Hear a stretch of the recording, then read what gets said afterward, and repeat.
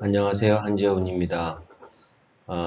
오늘은 맹자에 대해서 강의를 하도록 하겠습니다. 아, 맹자는 논어와 더불어서 초기 육아 사상을 대표하는 고전입니다. 논어는 이제 공자의 언행을 사상을 그의 제자들이 기록을 한 것이라면 맹자는 자신이 직접 자신의 사상을 기록을 해 놓았다는 점에서 논어와 차이가 있습니다. 분량은 논어보다도 더 많습니다. 본문 내용은. 그런데 이제 논어보다는 훨씬 내용을 상세하게 기록을 하고 있어서 이제 그 챕터로만 보면 맹자보다 논어가 더 많습니다. 그래서 맹자는 이제 읽으면 내용이 길고, 그래서 이제 한문을 공부하시는 분들이 이 한문의 문장을 긴 호흡으로 이해하는 데에 그런 교재로 사용하는 데에 맹자가 큰 역할을 하기도 합니다. 맹자는 이제 여러 각도에서 읽어볼 수 있는데 크게 두 가지 측면에서 접근을 하려고 합니다. 첫 번째는 지금 화면에 나와 있는 것처럼 왕도 정치라고 하는 측면에서 한 주제를 살펴보고, 이제 또 하나는 이제 이 다음에 그 성선설과 관련된 이야기들을 중심으로 살펴보려고 합니다. 맹자는 기원전 372년부터 기원전 289년까지 활동했던 인물로 알려져 있습니다. 물론 이 기록은 이제 그 연구자들에 따라서 조금 차이가 날 수도 있습니다. 그런데 이제 대략 기원전 3세기, 4세기경에 인물로 알려져 있습니다. 그러니까 지금으로부터 약 한 2400여 년 전 분이죠. 그리고 공자하고는 그것도 정확하지는 않습니다만, 약 한 100여 년 이상 차이가 나는 걸로, 100년에서 한 200년 정도 차이가 나는 것으로 그렇게 알려져 있습니다. 맹자 사상은 성선설, 왕도정치, 이것이 이제 가장 대표적으로 주목받는 그런 특징으로 알려져 있습니다. 이제 이 성선설 같으면 이제 성악설하고 대비되어서 많이 이야기가 되는 것이고요. 이제 성악설은 다음에 성선설을 할 때 좀 잠깐 얘기를 하겠습니다만, 순자라고 하는 사상가에 의해서 제기된 학설이죠. 이제 그 다음에 이 왕도 정치는 이제 이것은 이번 강의의 주제이기도 합니다만, 이것은 들어보셨을 수도 있고 들어보지 않으셨을 수도 있는데, 이 성선이라고 하는 단어가 개념이 성악이라고 하는 거하고 이제 대립하는 그런 개념인 것처럼, 왕도 정치라고 하는 것도 여기 이제 정치인데, 정치는 정치인데 그 어떤 형식의 정치냐 그러면 이제 왕도 정치다라고 이제 이렇게 말을 하는 건데, 그렇다면 이 왕도 정치라고 하는 것은 뭐하고 대비되는 개념이냐 그러면 패도 정치라고 하는 것과 대비됩니다. 패도. 이 패도 정치하고 왕도 정치의 차이가 이제 맹자를 읽는데 아주 중요한 구도입니다. 실제로 이제 맹자가 그 육아 철학을 하는 그 사상가로서 자신의 그 철학 체계를 구축해 가는 데에 강력한 그 문제 의식을 갖도록 했던 그 정치 현실이 이 패도 정치라고 하는 거였거든요. 이제 그래서 이 패도 정치에 대한 문제 의식을 가지고 이제 맹자가 이것에 대안으로 제시를 한 것이 이 왕도 정치다 이렇게 보시면 됩니다. 그러니까 이것은 뭐 정치라고 표현이 되어 있습니다만 맹자 자신이 살고 있는 그 현실, 그 세계의 진짜 직접적인 현실적인 문제 상황에 대한 문제 의식, 그리고 그 문제 의식에 따라서 이 현실을 개선하고 이제 바꿔놓을 수 있는 대안으로서의 왕도 정치, 이제 이렇게 보시면 됩니다. 그래서 이제 이게 실제로 이제 가장 중요한 맹자의 문제 의식이고, 이 문제 의식하고 여기서 이야기하는 이 성선설하고가 아주 긴밀하게 연결이 되어 있습니다. 그래서 이제 이 인간의 본성을 선하다고 맹자가 이야기하는 그 이유도 이 왕도 정치라고 하는 자신의 그 주장을 철학적으로 인간 존재론적으로 해명하기 위한 이론적 작업이다 이렇게 이제 보실 수도 있습니다. 이제 그 과정에서 유명한 그 호연직이라고 하는 이 개념이 등장을 하고 이 호연직이라는 개념은 이 성선설이라고 하는 것을 전제로 해서 이제 나오게 되는 것이죠. 그리고 이제 그 다음에 이 대인론. 이제 대인론이라는 것은 우리가 논어를 할 때 이제 군자를 한참 이야기를 했는데 이 군자라고 하는 이 개념하고 공자가 대비해서 썼던 것이 소인이라는 개념이었습니다. 소인. 그래서 요게 이제 반대되는 개념인데 이 소인에 반대되는 개념으로서 맹자가 사용했던 개념이 이 대인이라는 개념입니다. 그러니까 이제 맹자는 이 군자라는 개념도 쓰는데 이 대인이라는 개념도 쓰고 있고, 이제 이 대인하고 비슷한 맥락에서 대장부, 대장부라는 개념도 씁니다. 그러니까 이제 이것은 인간이 본래 선한 본성을 타고났고, 이 선한 본성이라고 하는 이 측면에 대한 자기 자신의 자각을 통해서 이제 다른 외부적 조건에 유혹을 받던가 굴복을 당하든가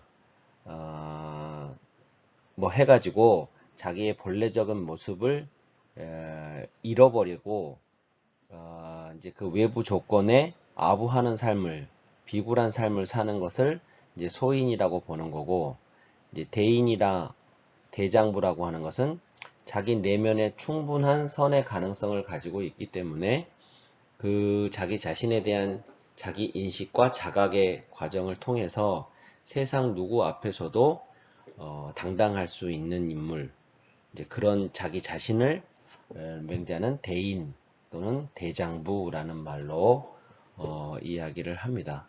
그래서 이제 이런 대인이나 대장부와 같은 것이 자기 존재의 실현, 존재를 있는 그대로 실현하는 것임과 동시에 이렇게 이제 패도 정치라고 하는 힘의 논리가 지배하는 세상에서 자기를 잃지 않고 살아갈 수 있는 그런 인간형으로 제시되고 있고, 또 이것과 타협하지 않고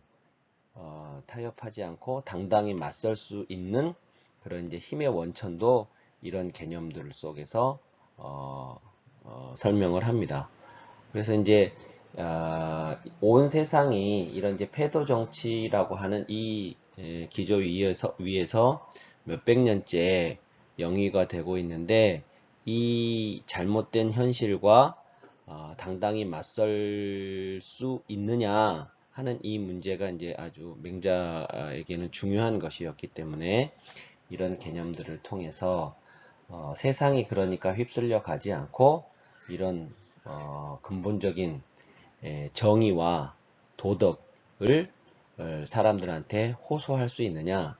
그래서 그 호소가 사람들한테 영향을 미치면, 그래서 이제 세상이 바뀌면 이제 좋겠지만, 혹 그렇게 되지 않는다 할지라도 나만큼은 이 세상에 휩쓸려 가지 말아야 하겠다라는 이제 그런 취지에서 이런 이야기들을 하고 그런 기상을 호연직이라는 기상으로 이야기하고 있습니다. 이제 그런 것들은 이제 나중에 성선설에 가서 조금 이야기도 하도록 하겠습니다.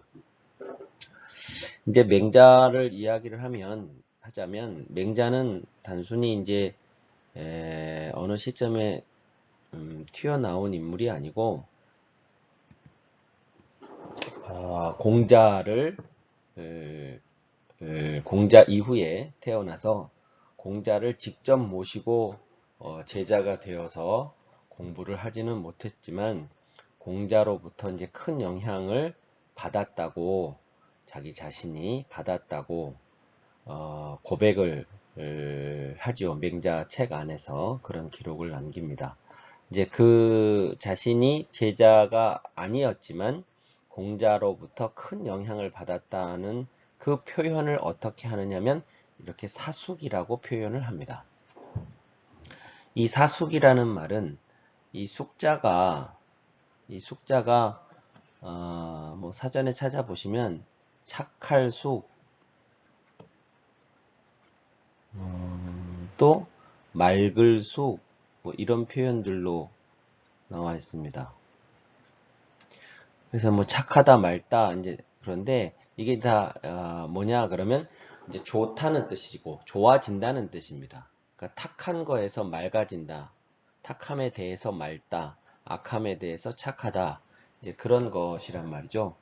그래서 요 숙이라는 것이 뭐냐 그러면 어떤 문제가 있었던 또는 문제가 있거나 아니면 자기 자신의 어떤 것이 가능성으로만 있었던 것을 실제 현실이 되도록 이제 할 필요가 있는 어떤 상태에 무엇이 있다 그러면 그것을 문제를 해소를 해서 더 나아지도록 만들거나 아니면 아직은 가능성으로만 있는 것을 실제 현실로 만들어서 훌륭하게 만들거나 해서 좋아진 상태가 이 숙이에요. 숙.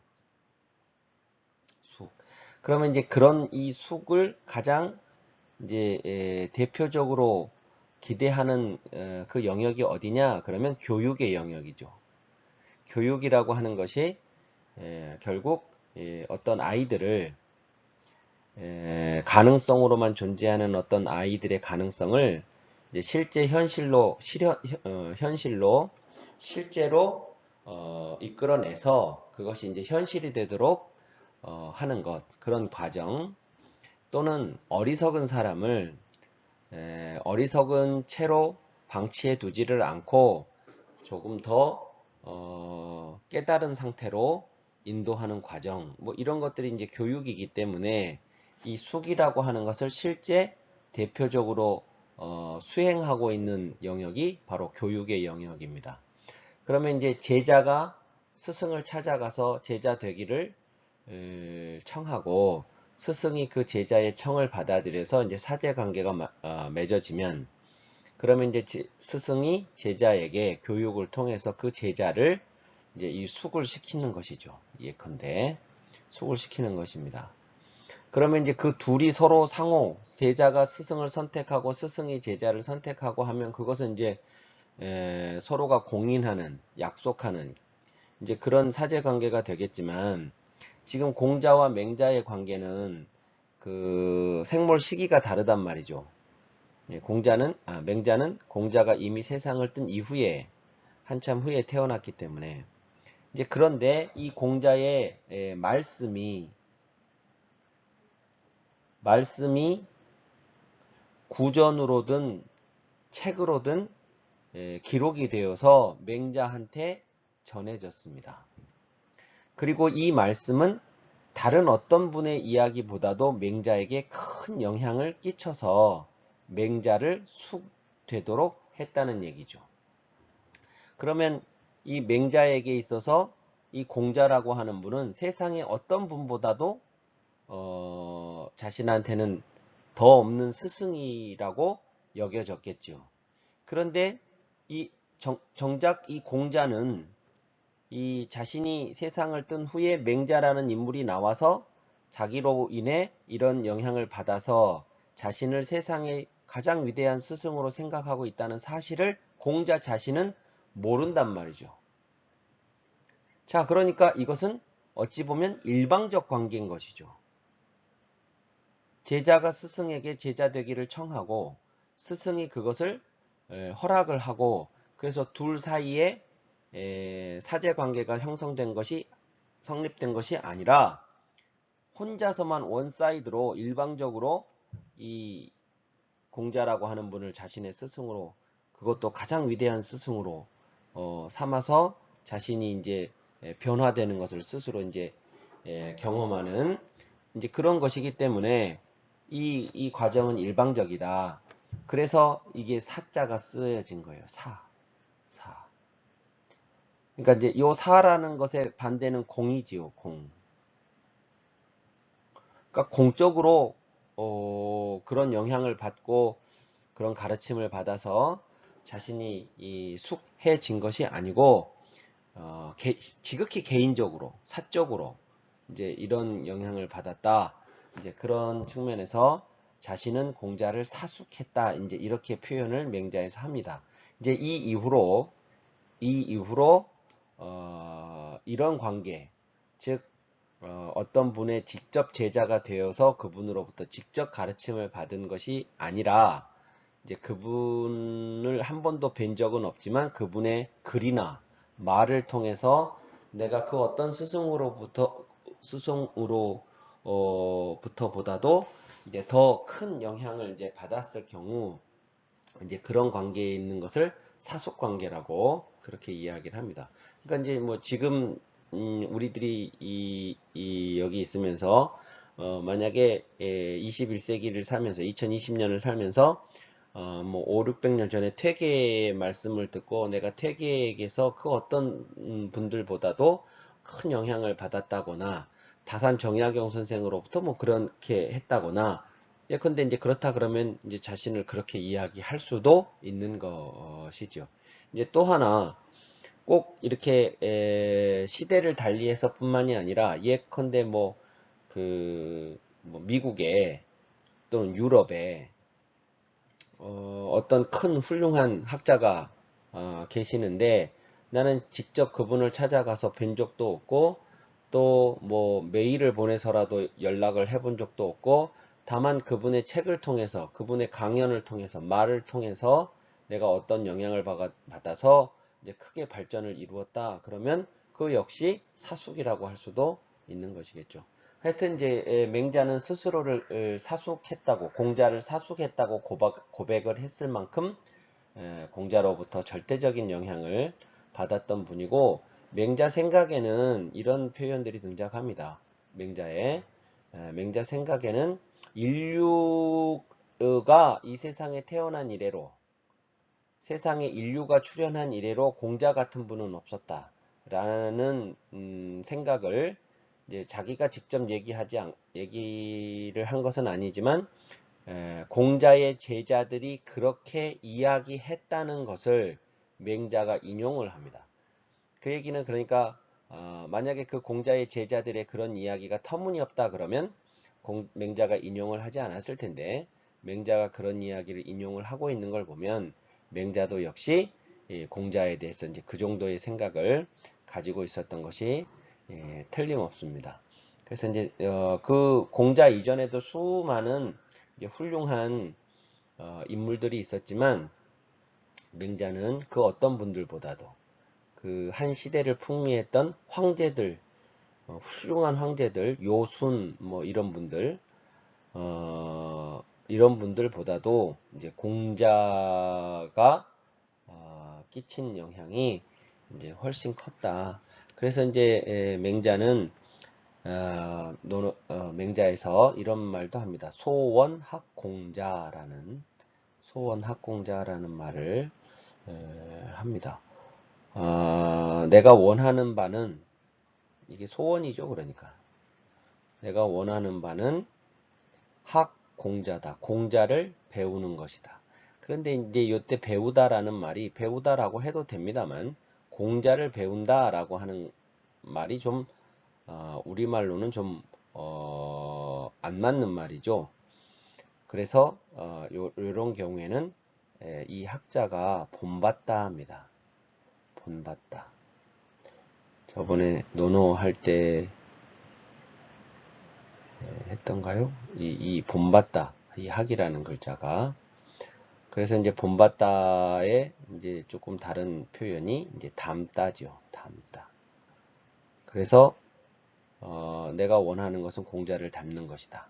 공자를 닮는 것이 나의 소원이다. 이렇게 이제 해석을 할 수 있는데 맹자는 그렇게 이야기를 했었습니다. 맹자를 이해하려면 또 맹자라는 책을 이해를 하려면 그 책이 쓰여질 수밖에 없었던 시대적 상황에 대한 이해를 조금은 하고 계셔야 되는데 그 시대가 맹자가 살았던 시대가 전국시대입니다.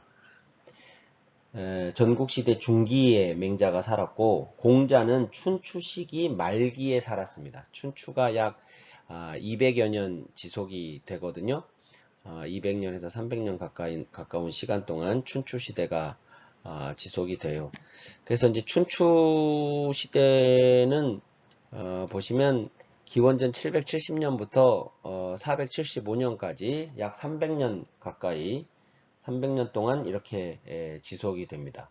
그리고 기원전 375년부터 기원전 221년까지 1년까지 여기도 그 정도의 기간 동안 이제 전국 시대가 펼쳐지게 되는데 이 두 시대를 합쳐서 우리가 춘추 전국 시대라고 합니다.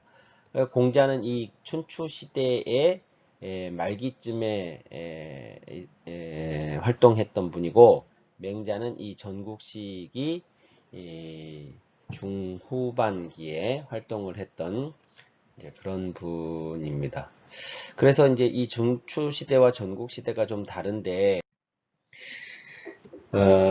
그 춘추 시대하고 전국 시대가 뭐가 가장 달랐느냐 하는 것은 조금 뒤에 나중에 다시 말씀을 드리기로 하고 우선 맹자의 그 첫 번째 글을 좀 보실 필요가 있는데 맹자는 총 7개의 편으로 이루어져 있습니다. 논어는 20개 편으로 이루어져 있는데 맹자는 7개 편으로 이루어져 있고 그 7개 편 하나하나가 분량이 아주 많기 때문에 그것을 상하로 나누어서 총 14편이라고 말을 하기도 하고 그냥 상하를 나누지 않고 7편이라고 말을 하기도 하고 그렇습니다. 그래서 이제 편수로만 보면 맹자가 논어보다도 적습니다만은 그 내용이 그 편에 수록되어 있는 이야기의 내용 자체가 맹자가 훨씬 더 이제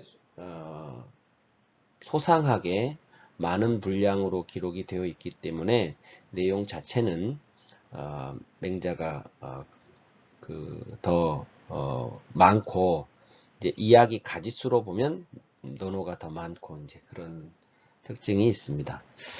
근데 그 논어도 그렇고 주역도 앞에서 우리가 봤을 때도 그랬고 이 동양 고전을 읽을 때 특히 이 춘추 전국 시대쯤에 나와 있는 그때 이제 출연한 그런 고전들을 읽을 때는 이 첫 번째 편의 첫 번째 글이 아주 중요한 글인 경우가 많습니다. 그래서 그 책 전체가 제시하고자 하는 그 사상적인 특징을 또는 요지를 그 첫 번째 편의 첫 번째 글에서 제시하고 있는 경우가 많거든요.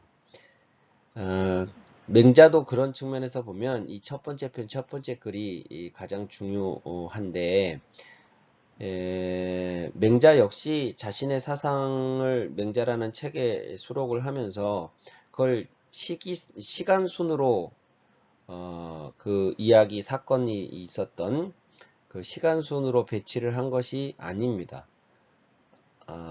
아니기 때문에 이게 이제 무슨 일기 쓰듯이 시간 순으로 쓴 것이 아니기 때문에 시간과 상관없이 이 책을 편집을 했을 때 가장 첫 번째 이야기를 어떤 이야기로 할 것인가 하는 것은 이 전체 책을 통해서 어떤 메시지를 이 독자들한테 나중에 이 책을 읽을 사람들한테 전할 것인가 하는 이제 그 고민을 담고 있다는 점에서 이 첫 번째 편, 첫 번째 글이 중요한데, 맹자의 첫 번째 이야기는 양해왕과의 만남을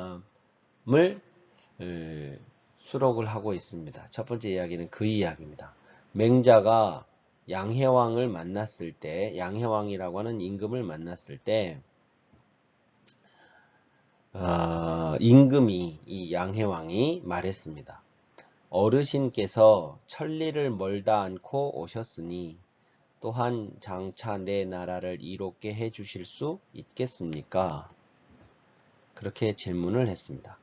그 질문을 받고 양해왕을 찾아간 맹자가 대답했습니다. 임금께서는 하필 이로움을 말씀하십니까? 인함과 의로움이 있을 뿐입니다. 이렇게 대화를 주고받는 장면이 논어에서 맹자에서 가장 첫 번째로 소개되는 이야기입니다. 근데 이 이야기 속에 맹자라고 하는 이 고전이 우리들에게 전해주고자 하는 맹자라는 사상가의 그 문제의식과 그 문제의식으로부터 정리된 그 사상적 특색을 아주 간명하게 보여주고 있다 이제 하는 것입니다. 이 대화 속에 우선 이 대화에서 이런 걸 읽어야 됩니다. 맹자가 양해왕을 만났을 때라고 했는데 이때 양해왕을 맹자가 왜 만났느냐 하는 것, 그리고 이 양해왕이 이 맹자를 만났을 때 먼저 이런 질문을 합니다. 천리길을 멀다 않고 오셨으니, 그러니까 지금 맹자가 천리길을 멀다 하지 않고 양해왕이 통치하는 나라로 온 거죠. 그럼 왜 맹자가 천리길을 멀다 않고 여기를 이렇게 왔을까? 그런데 그렇게 찾아온 맹자에게 양해왕은 내 나라를 이롭게 해주실 수 있겠습니까? 이렇게 자기 나라를 이롭게 해달라는 그런 요청을 완곡하게 했고, 맹자는 거기에 대해서 거절을 합니다. 자, 그러니까 이제 이것도 가만히 들여다보면 뭔가 맥락들이 그 안에 숨어 있다는 것을 눈치챌 수 있는데, 우선 이제 이 이야기를 이해하려면 당시 그림을 좀 보실 필요가 있습니다. 이 그림이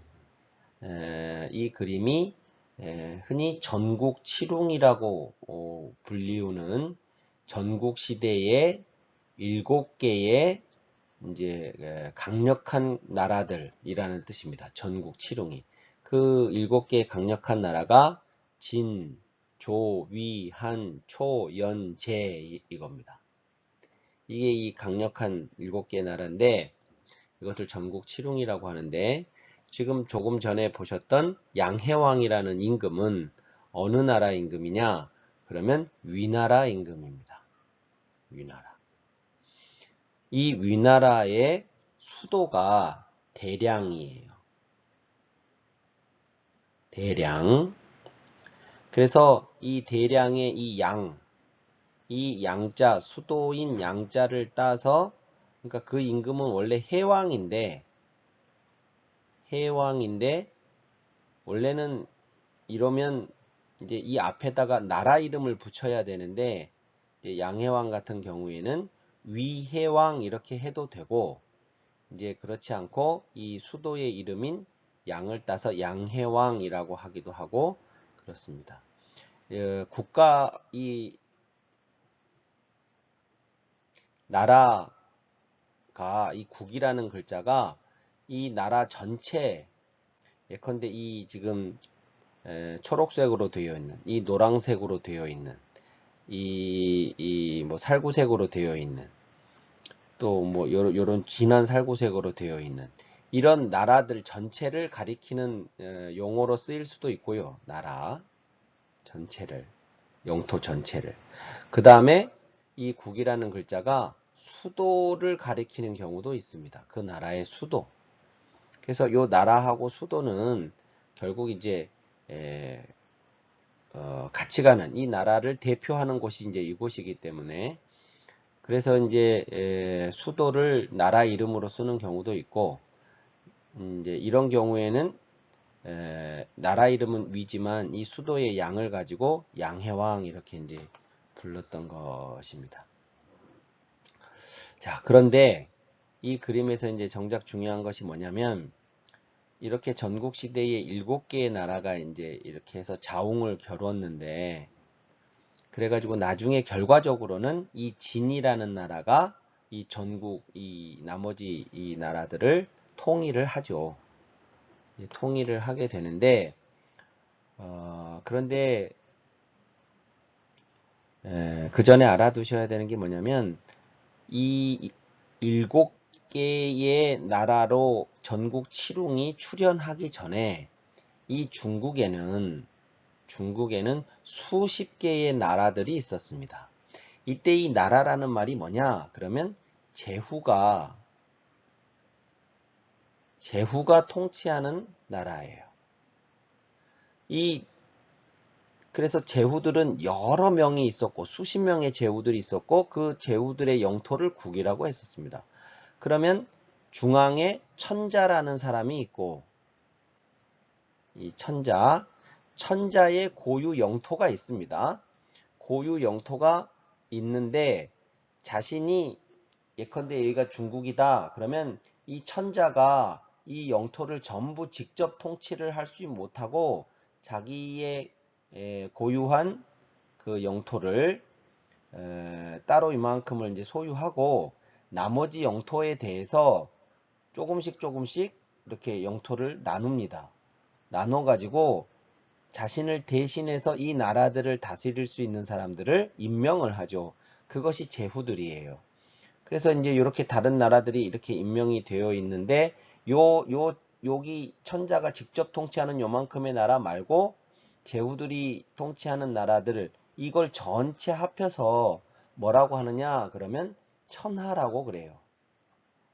천하 이 원 전체를 이 원 안에 있는 것을 그러니까 천자는 이 직접 통치하는 이 나라의 임금이면서 동시에 이 제후들에게 나누어 준 영토가 독립국이 아니고 이 천자에게서 위탁받은 영토기 때문에 결국 이 천자의 땅인 거예요.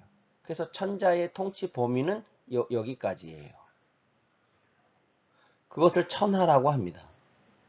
그리고 그 천하 안에 제후국들이 있는 것이죠. 이게 수십 개가 있었어요. 수십 개가 있었는데 그 수십 개의 나라가 7개의 세력권으로 재편이 된 것이 전국 칠웅이에요. 그러면 수십 개의 나라가 7개로 재편이 되는 동안 사라진 수십 개의 나라는 어떻게 됐을까? 그러면 그게 전쟁으로 다 없어진 겁니다. 전쟁을 통해서 이 7개의 강력한 나라들한테 병탄된 것이죠.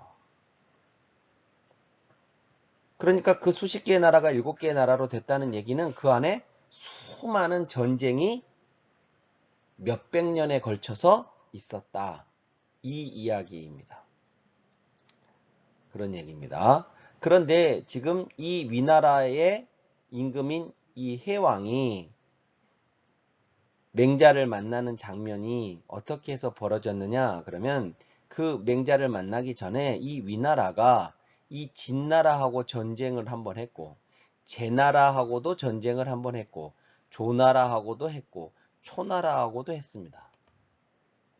이런 전쟁들을 하면서 이 위나라가 이 전쟁통에 자기 큰아들이 죽기도 하고 또 영토를 빼앗기기도 하고 전쟁에 져서 그리고 수많은 백성과 군사들이 전쟁에서 목숨을 잃었습니다. 그래서 이 위나라가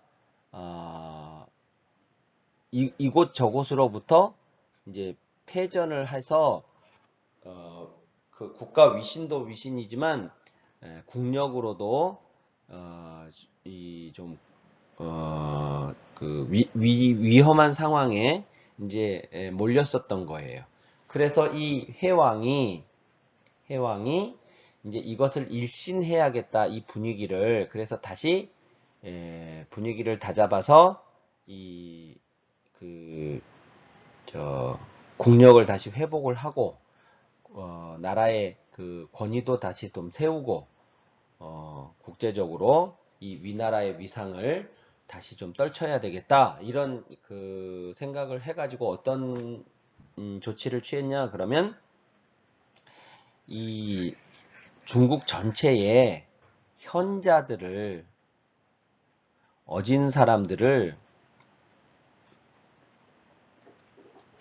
어진이들을, 인재들을, 그러니까 인재들을 초빙을 해서 그 훌륭한 인재들을 우선 모시고 그 사람들을 통해서 이제 이 위나라의 국력을 다시 국위를 선양을 해야 되겠다, 이런 생각을 했었던 것입니다. 그때의 이 양해왕이 취했던 모습을 역사에서는 뭐라고 기록하느냐 그러면 비례후패라고 합니다. 비례후패라는 것은 뭐냐면 이제 임금이 이 현자를, 다른 나라에 지금 있는 현자를 우리나라로, 이제 현자라니까 지금 이 사람들은 현직에 있는 사람들이 아니고 재능은 있는데 어느 나라의 어떤 임금 밑에 가서 벼슬을 하고 있지 않은 사람들을 말을 하는 것이죠. 그래서 이 현자를 다른 임금들이 아닌 내 밑으로 오게 하려면, 우리나라로 오게 하려면 이 임금이 그렇지 않아도 지금 위나라가 다른 나라로부터 이제 전쟁에도 지고 이런 상황이니까 이 임금이, 양해왕이 어떻게 어떤 준비를 했느냐 그러면 우선 비례했습니다. 비례라는 것은 뭐냐면 이게 낮을 비자죠. 낮을 비. 낮을 비.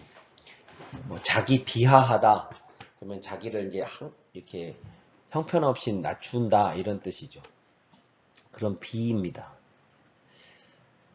그리고 요것은 예라는 글자고, 그래서 비례라는 것은 뭐냐면 이 임금이 실은 이제 우리가 이 비자의 반대가 존자잖아요.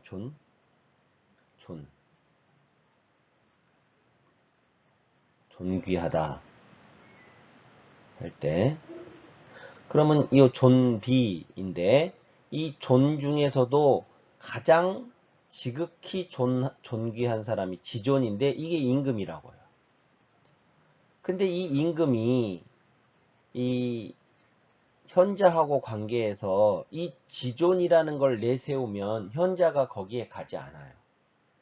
그러니까 자신을 낮춰야 됩니다. 이 임금이. 그 얘기는 이 현자를 높이고 자신을 낮춘다는 것이죠. 자신을 낮추어 예를 갖추는 것이 비례예요. 비례. 요것은 이제 태도죠. 태도, 자세, 이런 거고, 그 다음에 이 자세만, 태도만 이렇다고 해서 현자가 오지를 않고, 현자가 나에게 왔을 때 내가 이 현자한테 제공을 할, 그것이 패백입니다. 패백. 이 패백은 원래 이제 패백이라고 하는 게 비단, 그 다음에 이제 폐물, 이런 것들인데, 이 패백은 뭐냐 그러면 인간관계가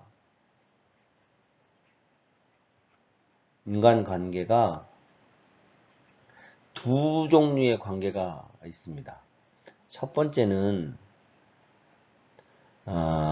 주어진 관계가 있습니다. 또는 정해진 관계라고도 할 수도 있습니다. 주어진 관계가 있죠. 그게 뭐냐 그러면 이제 피로 맺어진 관계들입니다. 혈육이라고 하는 이제 친족, 이런 관계들이죠. 그러니까 우리 부모, 자식, 형제, 뭐 이런 관계. 이거는 그냥 내가 태어나는 순간 이미 주어진, 정해진 그런 관계. 두 번째는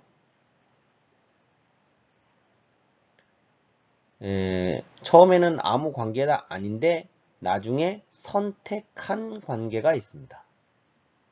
상호 선택을 하죠. 우리 이 관계를 맺자 이렇게. 그 이제 가장 대표적인 게 친구, 또 사제, 스승과 제자, 그 다음에 또 부부, 인척이라고 하는 게 이제 그런 거죠. 그런 이제 선택하는 관계가 있습니다.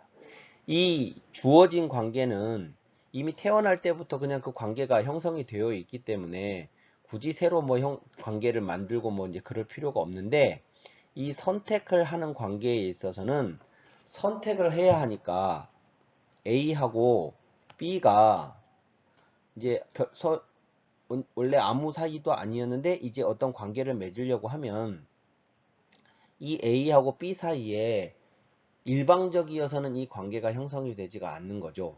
A가 B하고 관계를 맺고 싶다. 그런다고 해서 이 관계가 맺어지는 게 아니라고요. B도 A와 그렇게 하고 싶다라는 것이 이제 있어야, 그래야 이제 이 A와 B 사이에 관계가 맺어지는 것이죠.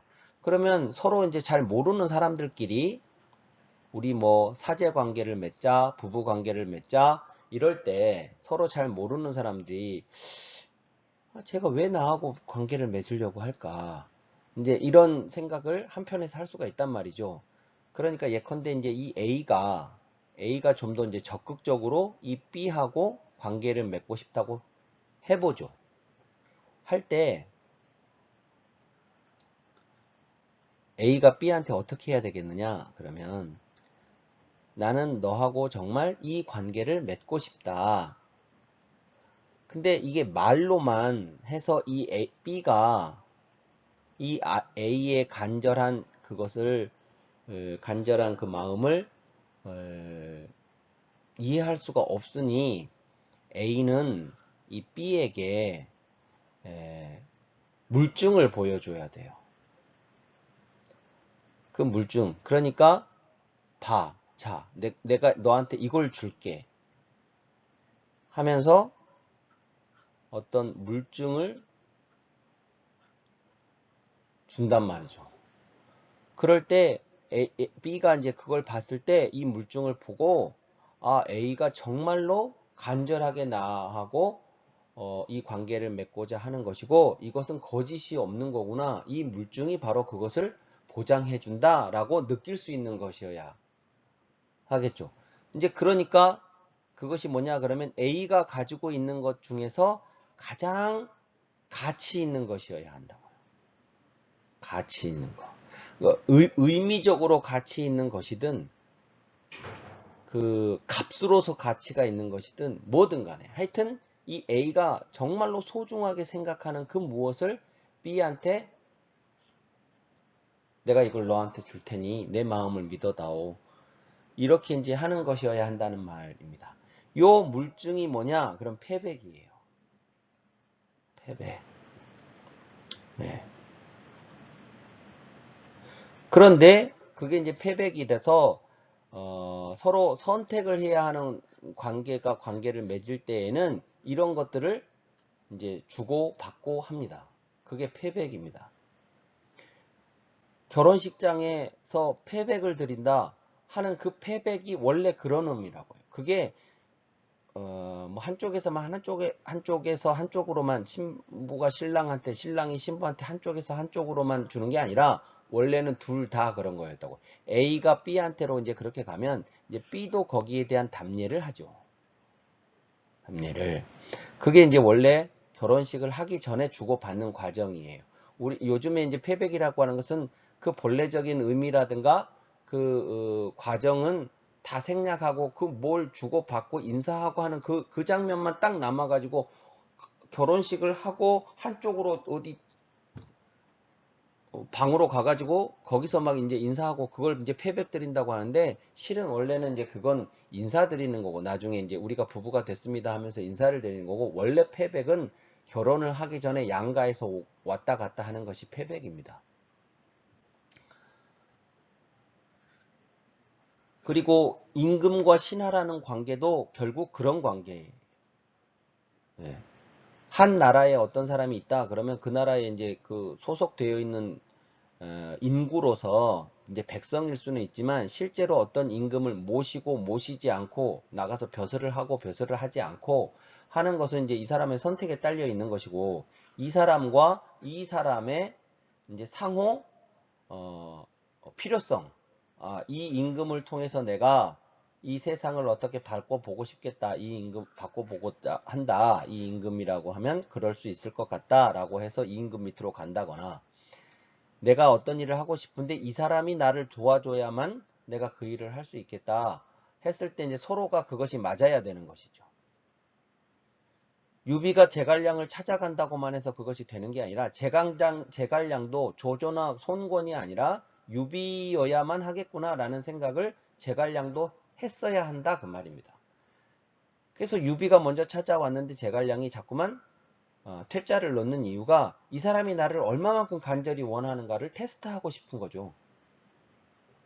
그래서 이제 세 번째까지 그렇게 찾아오는 걸 보고 이 사람이 정말로 나를 간절히 원하는구나 하는 것을 이제 몸으로 보여주는 그 장면이었던 거예요. 이제 그게 그 패물은 요 물증은 아니지만 행동으로서 그 패백의 의미를 대신한 것이고 그 과정에서 그러니까 이제 장비 같은 사람은 왜 유비 보고 거기를 그렇게 제갈량 저게 뭐라고 이렇게까지 형님이 합니까? 막 하면서 이제 반대를 하는 이유 이제 그런데 제갈량은 그것을 확인을 해야만 내가 당신 밑으로 가겠다 이제 하는 거 이제 그런 게 거기에는 숨어 있었던 것이죠. 그래서 이 양해왕도 이 패백을 준비를 해야 되는데 그게 이제 보통의 수준으로 해서는 안 되기 때문에 후하게 했다 하는 거예요. 그래서 그러니까 이제 요 말을 한마디로 정리를 하자면 뭐냐면 자신을 한껏 낮추고 상대방 현자에 대해서는 깍듯하게 예우를 하고 대우를 했다. 이런 표현입니다. 자, 그래서 맹자 말고도 많은 현자들이 양해왕의 부름에 응해서 이 위나라를 찾아왔습니다. 그리고 양해왕은 자신을 찾아온 모든 현자들한테 이 질문을 했을 것입니다. 장차 내 나라를 이롭게 해줄 수 있겠습니까? 그러니까 지금 아까도 말씀드렸듯이 위나라가 다른 나라들한테 이제 연전연패를 하면서 국력이 많이 손상이 됐는데 이런 과정을 통해서 많은 인재들을 자기 휘하에 두고 이제 그 사람들과 함께 이 국난을 한번 타개를 해보고 싶다 해서 이제 요 조치를 취한 거니까 내가 이렇게까지 해가지고 현자를 초빙을 한 이유는 내 나라를 이롭게 하고 싶어서였던 거예요. 그러니까 이런 깍듯한 대우를 하고 그 상대방 현자에게 이 얘기를, 이 질문을, 이 주문을 할 수 있다고 볼 수 있는 거죠. 자, 그러면 이제 다른 사람 같았으면 어떻게 했겠냐? 그러면 이제 이런 대우를 받았으면 내가 당신 임금, 당신을 위해서 저는 이 위나라를 이렇게 만들 수 있습니다.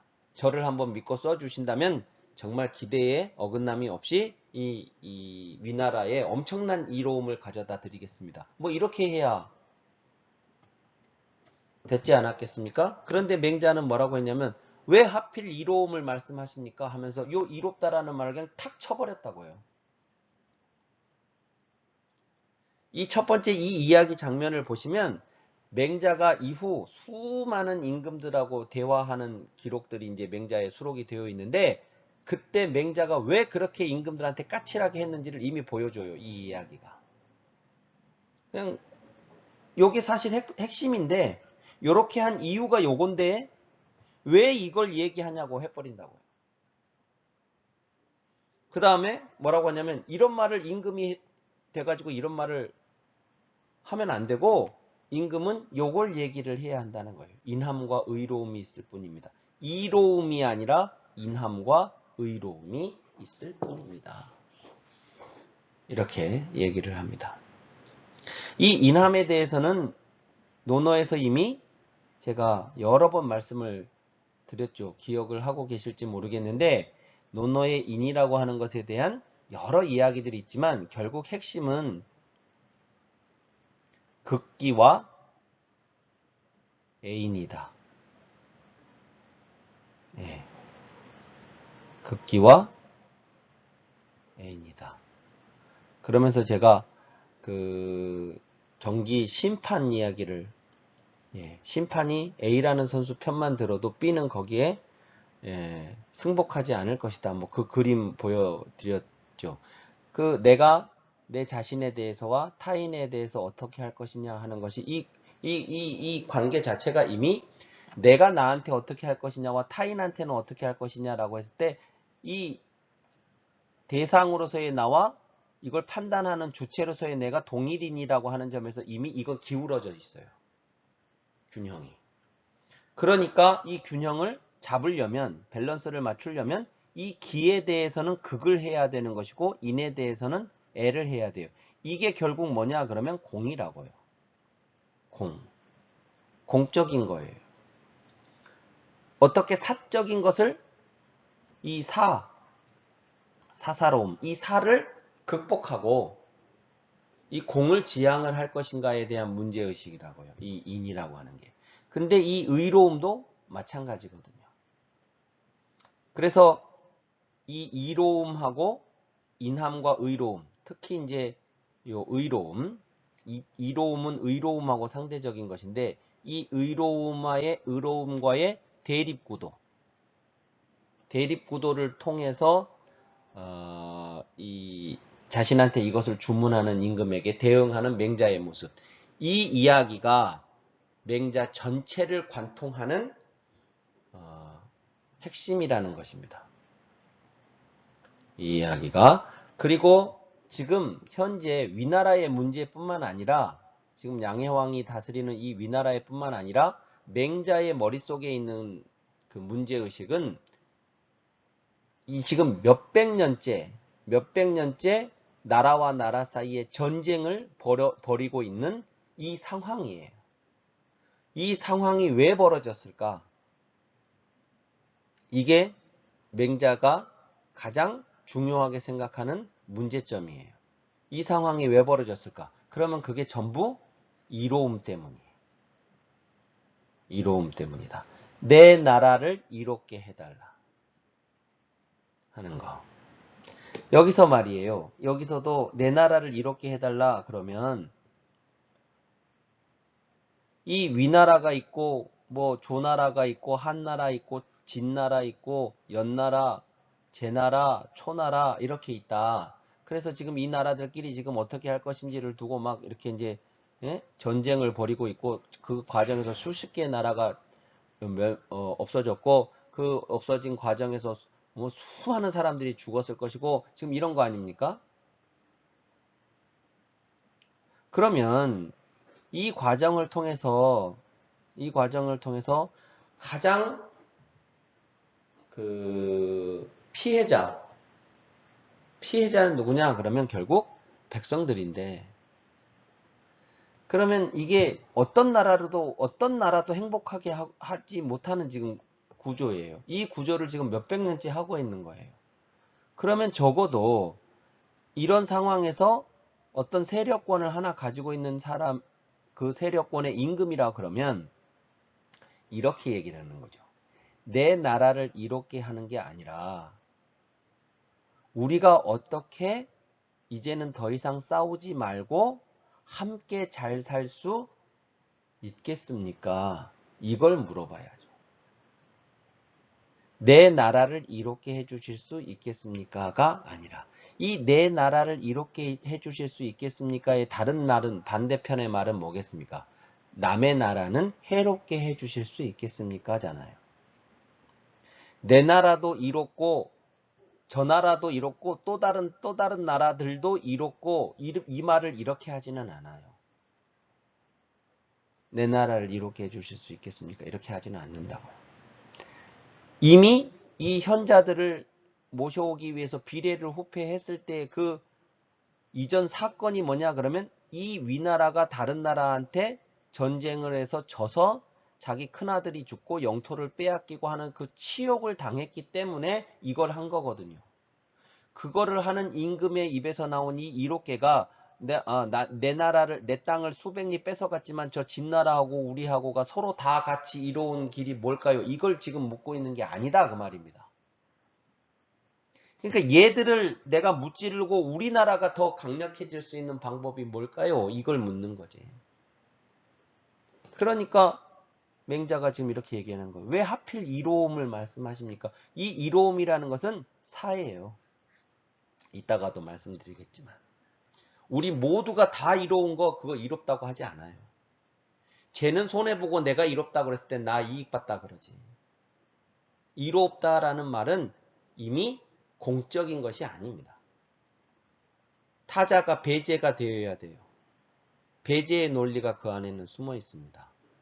그래서 의로움을 이야기를 하고 인함을 얘기를 하는 거예요. 그렇기 때문에 이거 말하지 말고 이거 얘기해야 합니다. 라고 했을 때는. 자, 이 개념을 좀 보실까요? 이게 대단히 중요한 것이라서. 자, 여기 이로움이라고 하는 게 있습니다. 여기가 이로움이죠. 이로움. 그런데 이 이로움이라는 개념의 반대말이, 반대뜻이 뭘까? 그러면 사람들은 전부 해로움을 생각해요. 해로움. 그래서 이로움과 해로움, 이해관계 뭐 이런 거 하죠. 그러면 요 선에서 보면 이 이로움과 해로움은 양편에 있는 것처럼, 그래서 서로 대비되는 반대되는 것인 것처럼 보이죠. 이 선에서 보면, 이 안에서 보면. 자, 그러면 이쪽이 이로운 쪽이고 이쪽이 해로운 쪽이다 그랬을 때 여기 중심 50에 0부터 100까지다 그러면 여기 50의 이 지점은 이로움일까요? 해로움일까요?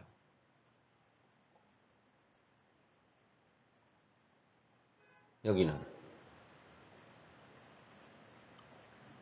이것은 상대적인 것이죠. 이쪽에서 보면 해로운 것이고요. 이쪽에서 보면 이로운 것입니다. 이거가. 그렇다 그러면 상대적이다 그러면 이게 예컨대 여기 49는 어떨까? 48은 어떨까? 여기 1은 어떨까? 2는 어떨까?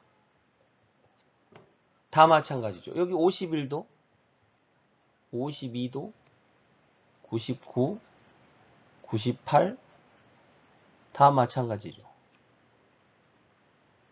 여기도 이쪽에서 보면 해로운 것입니다. 전체에서 보면 이로워 보일지라도. 이거 해로운 거라고요.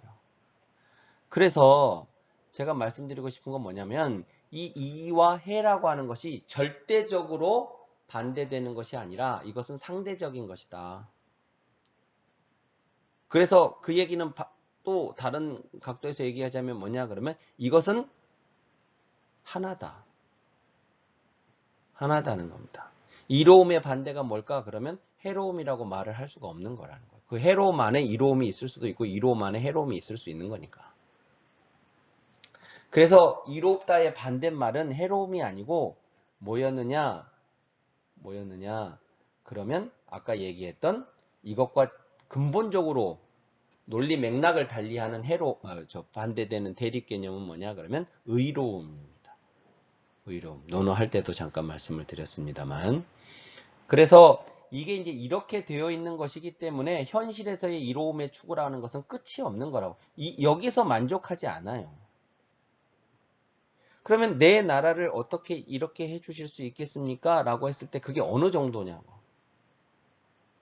어느 정도냐고요.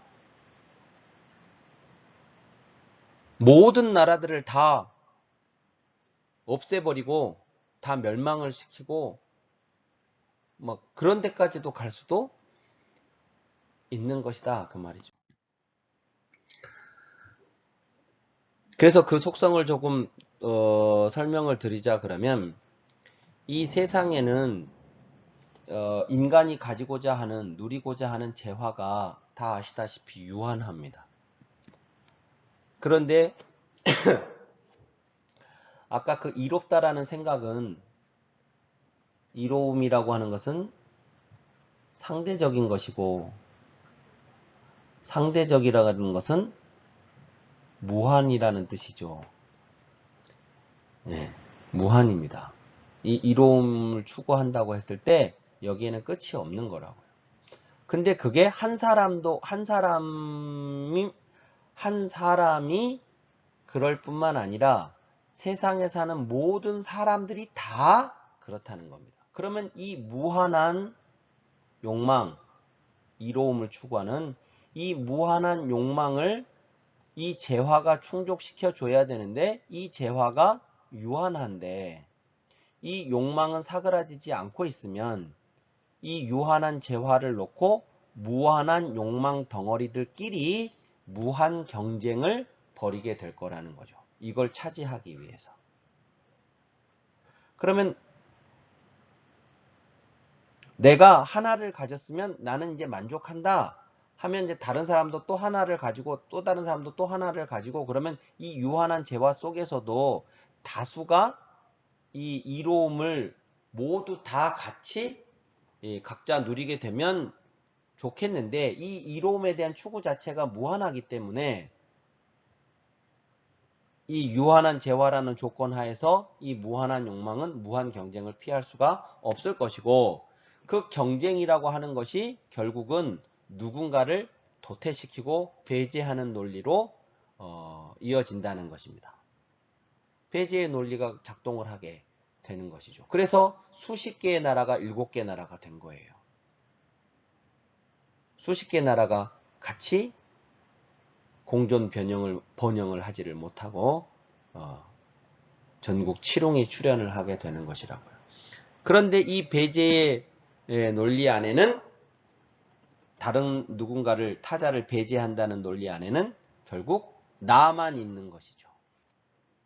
요 이로움은 그래서 요 사하고 같이 가는 것입니다. 이롭다라고 하는 것이. 이것은 안중근 의사의 글씨로 더 유명해진 것이기는 합니다만, 논어에 나와 있는 구절입니다. 논어에 나와 있는 구절인데, 거기에 견이사의라는 논어의 구절이 있습니다. 여기에 이로울 이자와 요 의로울 의자를 써서 이로움을 보면 의로움을 생각하라 라고 하는 구절을 안중근 의사가 이렇게 썼습니다. 그리고 이제 그 밑에는 견위수명이죠. 견위수명.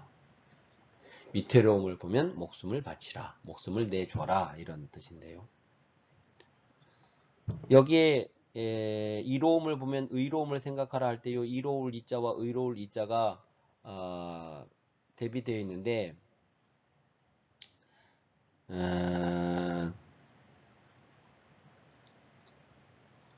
이 말은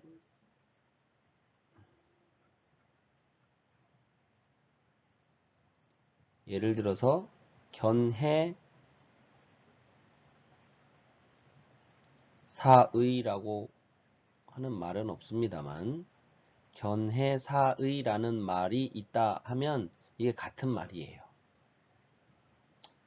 그러니까 만약에 어떤 그 선택의 장면에서, 기로에서 내가 이거를 선택을 할 것이냐, 이거를 선택을 하지 않을 것이냐 판단을 할 때, 그럴 때 이것이 나한테 이롭냐, 이것이 나한테 해롭냐,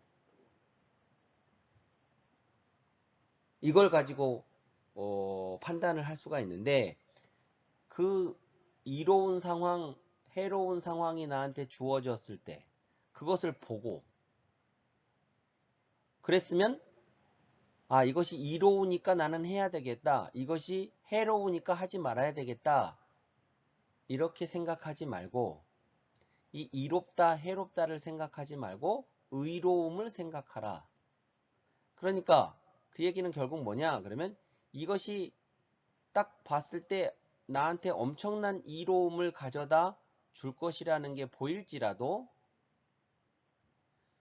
내가 이 이로움을 챙기기 위해서 해야 하는 일이 의로운 일이 아니면 이 일은 아무리 이로워도 하지 말아야 한다.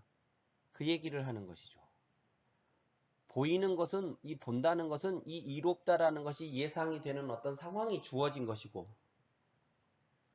여기서 생각을 하라는 것은 이제 그러면 내가 그걸 할 것인지 말 것인지를 판단해서 선택하라, 그 얘기죠. 그럴 때 요게 선택의 기준이 되면 안 된다는 겁니다. 요게 선택의 기준이어야지. 그 얘기는 반대도 마찬가지인 거죠. 요것도 마찬가지인 거죠. 어떤 나한테 해로운 상황이 주어졌어요. 난 이거 하면 틀림없이 나는 손해를 봐요. 그게 딱 보인다고요.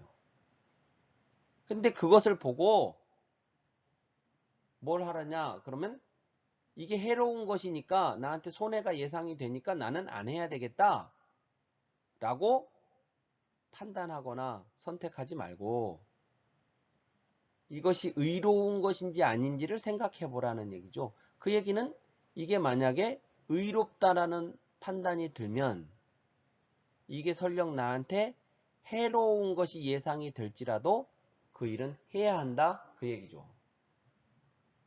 그런 점에서 같은 거잖아요, 이 얘기가. 요게 기준이 되면 안 된다. 이게 기준이 되어야지. 사실은 요 얘기를 하고 있는 게 요 얘기입니다. 여기 위태로울 위자잖아요. 위험, 이건 뭐 딱 봤을 때 이건 위험한 일이다. 이건 위태로운 일이다. 라는 게 보여요.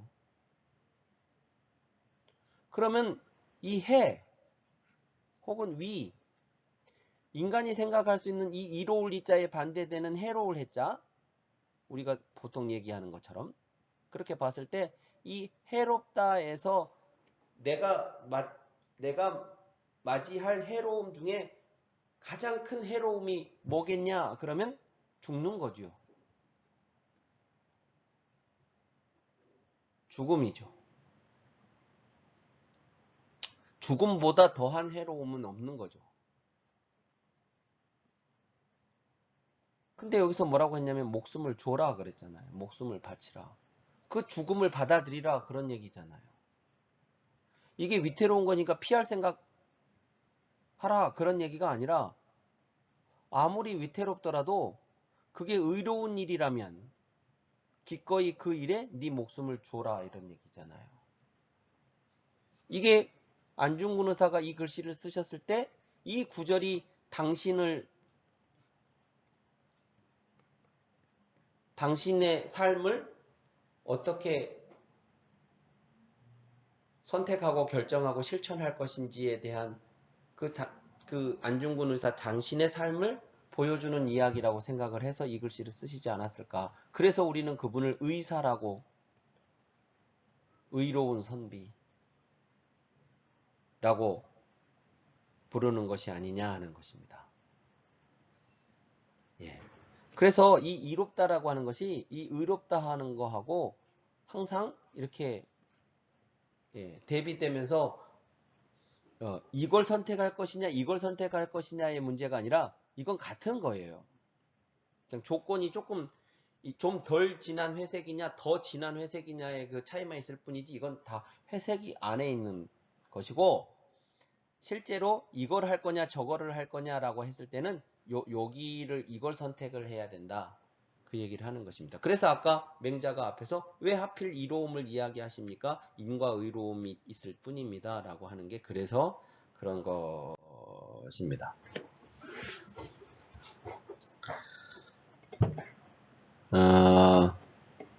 실은 이제 앞에 제가 첫 번째 글이라고 했던 얘기가 이제 여기까지 이야기였습니다. 요 이상에. 그리고 그 이후에 이 이야기가 실은 더 있습니다. 이것이 있을 뿐입니다. 라는 이야기를 하고 난 다음에 맹자가 이어서 이렇게 얘기해요. 임금께서 내 나라를 어떻게 이롭게 할까라고 하시면 대부들은 내 집안을 어떻게 이롭게 할까라고 할 것이며 선비들이나 서민들은 내 몸을 어떻게 이롭게 할까라고 하여 위아래가 서로 이로움을 쟁취하려 들면 나라가 위태로워질 것입니다. 그랬습니다. 자, 임금께서 내 나라를 어떻게 이롭게 할까라고 했죠. 아까 천리를 길을 멀다 않고 오셨으니 장차 내 나라를 이롭게 해주실 수 있겠습니까? 했습니다. 내 나라를 어떻게 이롭게 할까? 그 얘기는 아까 또 방금 말씀드렸듯이 이런 여러 나라들이 이렇게 있는데 내 나라를이라고 한다는 얘기는 이 나라도 이롭게라고 하는 말을 함께 하고 있는 게 아니라 이 나라는 해로워야 된다. 그래도 상관없다. 혹은 그래야만 한다. 내 나라만 이로우면 된다. 이 생각이라고요. 예. 그래서 그걸 사라고 이제 이야기를 하는 거고. 자, 그랬을 경우 임금이 그런 얘기를 했을 때 요게 이제 이 나라 임금, 이 나라 임금, 이 나라 임금 사이에서 이 나라 임금이 어떤 나라 임금이 이런 생각을 하시면 그러면 이제 요 나라를 가지고 와서 보면 요 나라를 확대해 보면 이렇게 생겼는데 이 나라에는 임금이 있을 뿐만 아니라 대부들이 A, B, C가 있어요. A, B, C의 대부들이 있다고요. 즉 정치인들, 권력자들이 이 안에 또 있어요. 임금 밑에 정치인들이죠. 그러면 임금이 이렇게 생각하겠죠. 내가 다른 나라들과의 경쟁 속에서 내 나라를 이롭게 하려고 하니 내 신하들인 A, B, C는 나와 함께 어떻게 내 나라가 다른 나라보다 이로울 수 있는지에 대해서 함께 고민하고 함께 노력해 줬으면 좋겠다고 임금은 그렇게 생각하겠죠? 그런데 이 천하라고 하는 전체 안에서 각 나라의 임금들이 다른 나라와 함께 잘 사는, 함께 이로운 방법을 고민하는 게 아니라 내 나라의 이로움을 고민을 하면 천하 안에서 개별 나라들이 그렇게 하면 이 개별 나라 안에서 개별 가문들은 어떻게 하냐? 그러면 이 사람들은 A 가문, B 가문, C 가문을 넘어서서 이 나라라고 하는 큰 전체 안에서 우리가 함께 협심하고 협력하자 이렇게 하기를 이 임금이 기대한다는 것은 어불성설이라는 거예요. 만약에 그걸 기대했다 그러면 이 사람이 먼저 뭘 했어야 되냐면 내 나라를 넘어서서 천하라는 관점에서 우리 모두가 어떻게 이 세상을, 이 전체를 이 전쟁으로부터 해방을 시켜서 행복한 삶을 백성들한테 가져다 줄지 우리가 같이 고민하고 같이 그 방안을 모색을 해봅시다. 이렇게 했을 때 이 임금이 이 신하들한테 그걸 요구할 수 있다는 거예요. 근데 그렇게 하지 않고 여러 나라들 중에 내 나라만을 생각했던 그 임금이 이 신하들한테는 너희 가문 A 가문, B 가문, C 가문을 넘어서서 나라 전체에서 생각을 하라. 이거는 정말 그야말로 희망이라는 거예요. 이 대부들은 어떻게 할 것이냐? 그러면 A 가문, B 가문, 뭐 나라가 전체가 어떻게 되느냐가 중요한 게 아니라 우리 집안이 어떻게 될 것이냐가 중요한 거예요. 우리 집안. 어떻게 B 집안을 누르고 우리 집안이 더 이로울 것인가. 그래서 요 얘기를 하는 거죠. 대부들은 내 집안을 어떻게 이롭게 할까라고 할 것이며. 그러면 이제 이 대부들은 가문을 대표하는 사람들 정도니까 그렇지만 여기 소시민들 이제 요 소시민들은 뭐 가문까지 생각할 거 없죠? 그러니까 소시민들이 여기서는 이제 선비들이나 서민들인데 선비들이나 서민들은 내 몸을 어떻게 이롭게 할까? 내 몸이라고 하는 건 저 사람의 몸, 저 사람의 몸, 저 사람. 그러니까 저 사람보다 내가 어떻게 내 자신이 더 이로울 수 있을까? 라고 해가지고 그러면 임금, 대부, 선비, 서민 전부가 다 자기 단위에서 자기만 이롭게 하려고 자기 나라, 자기 집안, 자기 몸 그래서 위아래가 서로 이로움을 쟁취하려고 들면 위는 위 나름대로 이로움을 쟁취하려고 그러고 여기 중간은 중간 단위에서 자기의 이로움을 쟁취하려고 하고, 여기 맨 아래는 또 맨 아래 단위에서 이로움을 쟁취하려고, 모두가 다 위로움을 쟁취하려고 들면 결국 나라가 위태로워질 것입니다. 임금은 내 나라를 이롭게 해 주실 수 있겠습니까? 라고 물었지만 이 물음에 들어있는 결론은 나라가 위태로워질 것입니다. 위태로워진다. 이것과 상관없이. 그러면 반대로 이제 맹자가 말하고 싶은 건 뭐냐? 그러면 내 나라를 이롭게 하는 걸 넘어서서 우리 전체가 어떻게 같이 평화롭게 공존을 할 것이냐? 라는, 마치 이때는 이제 내 나라를 버려둔 것처럼 생각이 들겠지만, 이런 태도로 정치를 했을 때 이 임금을 보면서 이 신하들도 우리 가문들끼리 이러고 있는 것은 정말 부끄러운 일이니까 우리도 그럼 우리 차원에서 저 임금을 저렇게 공적으로 정치를 하려고 하는 저 임금을 돕자 하는 이제 그런 신하들이 요 밑에 모이게 되겠죠.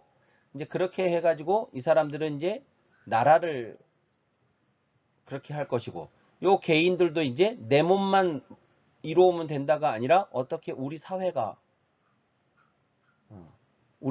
그렇게 될 것이냐, 이제 이런 고민들을 이제 하고 살게 되면 결국 그렇게 됐을 때 이 나라가, 이 임금은 내 나라를 이렇게 해주라는 생각을 넘어섰지만 결국 이렇게 했을 때 이 나라가 강력한 나라가 될 수 있을 거라는 것이에요.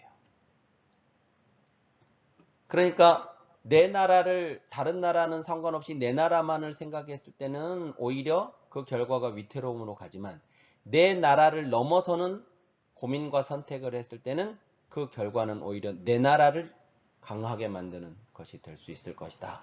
그 얘기를 하는 것입니다. 그리고 또 하나, 이런 이야기에서 맹자가 이제 다른 그 내용들까지 겸해서 좀 말씀을 드리면, 우리가 맹자를 다 볼 수가 없으니까, 이 임금이 내 나라를 이롭게 해주실 수 있겠습니까? 라고 했을 때 이 표현을 다른 표현을 하면 부국이라고 할 수 있어요. 또는 뭐 부국 강병이라고 할 수도 있고. 부국 강병. 참 좋은 말이죠. 좋은 말이죠. 부국 강병. 그런데 이게 가지고 있는 허구가 있어요. 이 부국 할 때 이 부국이 나라를 부하게 한다라는 이 표현이 이 국 안에 민이 있느냐,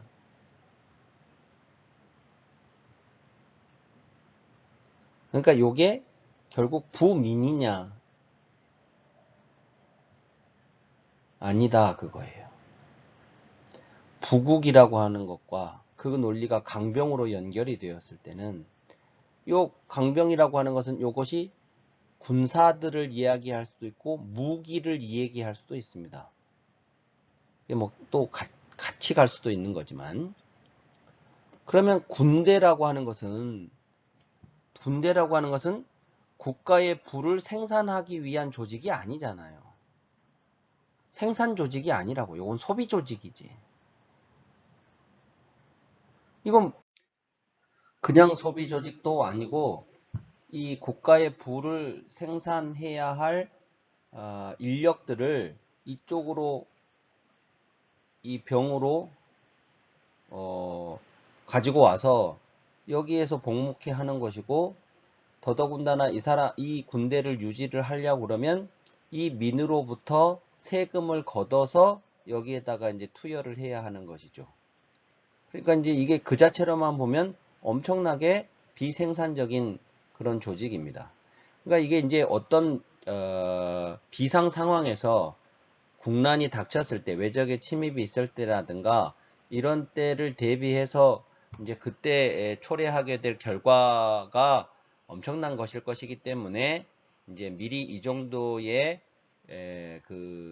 손해를 감수하고 이 조직을 유지를 하는 것이죠. 군대라고 하는 것이. 이제 그런데 그 자체로만 보면 그 가장 그 혈기왕성한 젊은이들을 이 부를 늘리기 위해서 생업에, 산업에 있어야 할 그 노동력의 측면에서만 본다 그러면 그 한창 일을 해야 할 그들을 이 조직에다가 가져다 놓고 이 조직을 유지하기 위해서 나머지 사람들한테서 세금을 걷어다가 여기에 이제 투자를 하는 것이죠. 그러면 여기에 투자를 할 만큼의 이제 부가 있어야 되는데 그것을 백성들로부터 가져다가 여기에다가 이제 투자를 하고 그것이 이제 결국 방어를 위한 것이 아니라 이 조직을 계속 유지를 하기 위해서는 다른 나라를 침략을 해야 한다.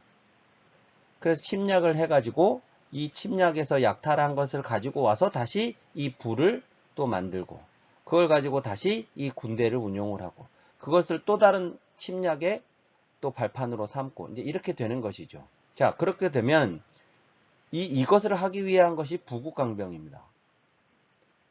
그러면 이제 문제는 이 과정에서 이 민이 이 과정을 통해서 뭔가 더 질 좋은 삶을 얻게 된다든가 더 행복해진다든가 그런 것이냐? 그러면 전혀 그렇지가 않다는 거예요. 여기에 끌려 나온 젊은이들도 그렇고 이 젊은이들을 이 군대를 운영하기 위해서 이 부담을 져야 하는 나머지 다른 백성들의 삶도 그렇고 그냥 계속 희생이고 동원이고 그런 것이지 이게 전혀 이 백성들의 부를 창출해주는 논리로 가지 않는다는 것입니다. 이 부국강병이 양해왕이 말했던 이 내 나라를 이롭게 해달라는 그런 것이었거든요. 그래서 이것을 그냥 나이브하게 임금이 어진이들을 초빙을 해가지고 우리나라를 이롭게 해달라고 하는 그런 그 표현으로만 등장하는 그 문장 그대로 읽어서는 안 된다 하는 것이고 맹자가 이 부분에 문제를 제기하는 것도 역시 이제 그런 차원에서 하는 것이라고 이해를 하실 필요가 있습니다.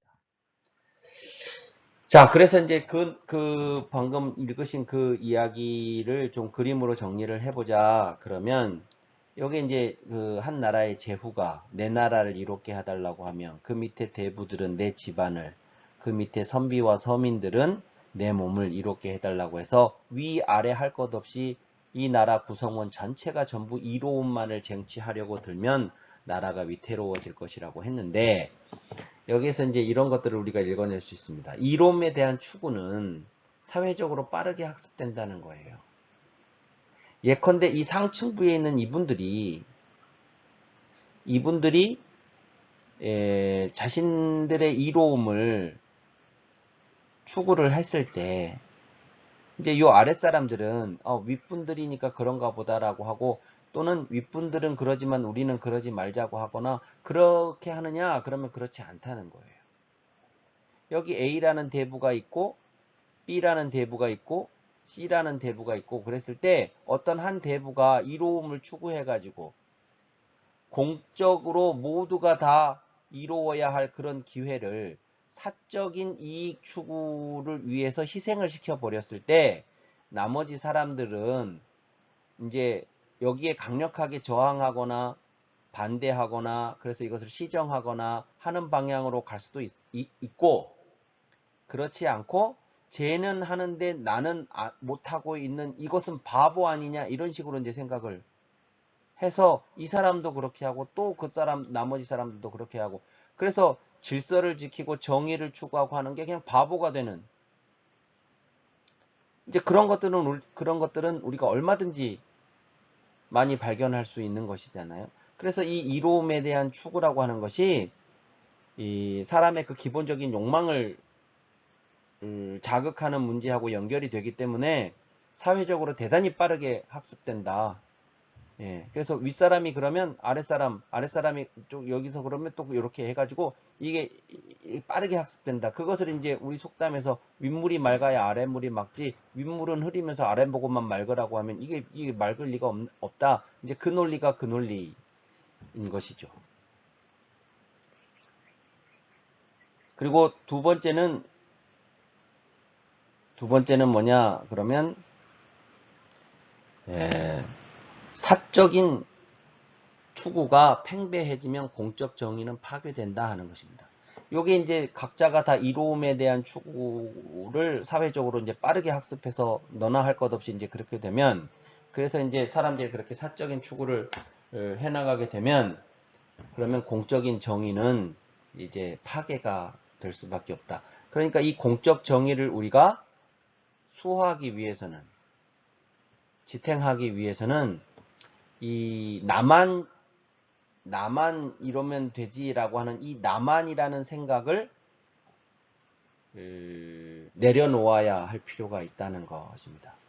어떤 한 사람이 나만이라고 해가지고 그것을 추구하는 순간 이제 그것을 드러내지 못했던 사람들조차도 이제 빠르게 그걸 추구해 가기 시작하면 이 공적 정의는 파괴가 된다 하는 것입니다. 그래서 이 맹자 전체를 보시면, 맹자 전체를 보면 이제 뭐 다양한 이야기들이 나옵니다만은 이 첫 번째 장, 첫 번째 편, 첫 번째 글이 이 맹자 전체와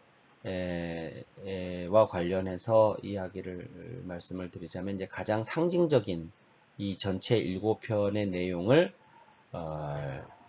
압축적으로 보여주는 이 책이 어떤 그 요지의 이야기를 하려고 하는 것인가 하는 것을 상징적으로 보여주는 이제 그런 글이기 때문에 중요하다고 말씀을 드렸고, 그 내용을 보자면 이로움을 추구하고자 하는 사적인 욕구의 배제 또는 그 극복을 맹자가 강력하게 이 맹자라는 책에서 이야기하고 있다 하는 것입니다.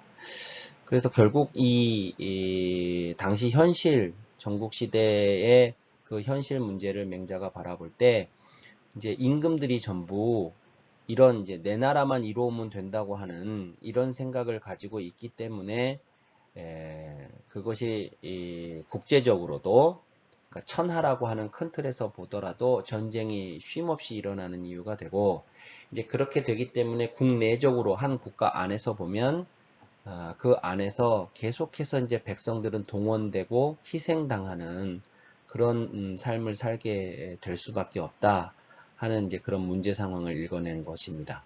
그런데 이제 그런데 또 한 가지 우리가 알아두어야 할 것은 뭐냐 그러면, 이 임금들이 당시 처해 있었던 상황이 아까 제가 지금 몇백 년째 이러고 있다고 말씀을 드렸는데, 그 몇백 년째 이러고 있다는 말의 의미가 뭐냐면, 어떤 임금이 지금 한 2000년, 3000년을 살고 있는데 요 시기에만 이러고 있다.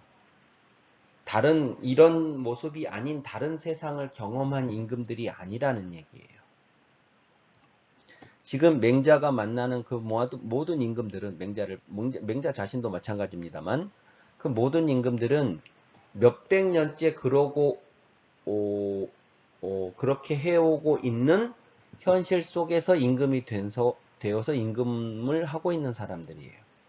그러니까 그 얘기는 무슨 얘기냐 그러면, 이런 방식의 정치가 아닌 다른 방식의 정치를 본 적이 없는 사람들이라는 거죠. 몇백 년째.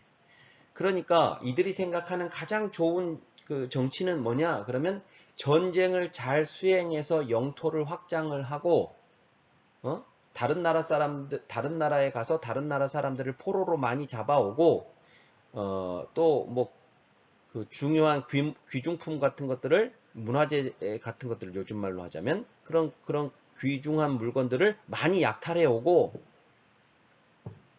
뭐 이렇게 하는 것이 정치를 잘하는 임금이라는 거. 이들이 생각하는 임금은 그런 거라는 거예요. 예. 그러니까 이 사람들이 이런 방식의 정치 아닌 다른 방식의 정치라는 것 자체를 지금 몇백 년째 안 해오고 있기 때문에, 누구도 이 궤도를 벗어나서 다른 형식의 방식의 정치를 해보려는 생각 자체를 상상도 하지 못하는 것이죠. 이제 그런 임금들을 만나서 맹자가 그 사람들의 생각을 바꿔놓으려고 수많은 대화들을 이제 해가고, 그런 것들을 이 맹자라는 책이 수록을 하고 있다는 것입니다. 그런데 이제 그런 그 완고한 그 생각의 틀을 깨기 위해서 이제 맹자가 이런 이로움이다, 의로움이다의 이런 구도, 그 다음에 인간이라는 존재가 본래 선한 존재다, 본성상이라고 하는 말도 이제 그런 맥락에서, 왜냐하면 이런 정치밖에 할 수 없고, 이런 임금만이 아니라 임금 이외의 다른 사람들도 다 마찬가지인 것이죠. 이런 현실 속에서 몇백 년을 살아왔기 때문에 이 사람들에게 우리 인간이라는 존재가 그렇게 욕망만 추구하는 그런 존재가 본래가 아니다 하는 이야기를 해야 그 생각의 틀을 깰 수가 있기 때문에, 예. 그렇기 때문에 이제 성선설도 이야기를 하는 것이고요. 그 성선설이라는 그 철학적 인간에 대한 이해의 바탕 위에서 이제 왕이 그러면 정치를 어떻게 해야 하는가 하는 것. 그리고 그런 본질적인 정치의 면모에서 지금 현재 임금들이 추구하고 있는 이 패도 정치라고 하는 것이 얼마나 많이 벗어나 있는가. 그리고 그렇게 당신들이 원하는 이 전국시대의 통일, 이 문제가 지금까지 몇백 년째 이렇게 해오고 있는 이 방식으로 해결이 될 수 있을 것인가?